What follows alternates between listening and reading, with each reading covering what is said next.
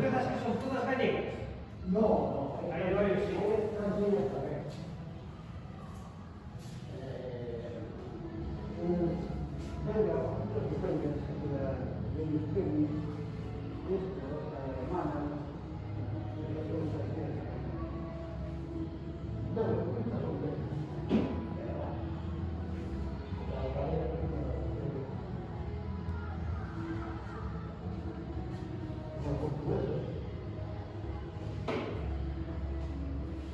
Dice que son particulares que lo han dejado todo tuyo, todo.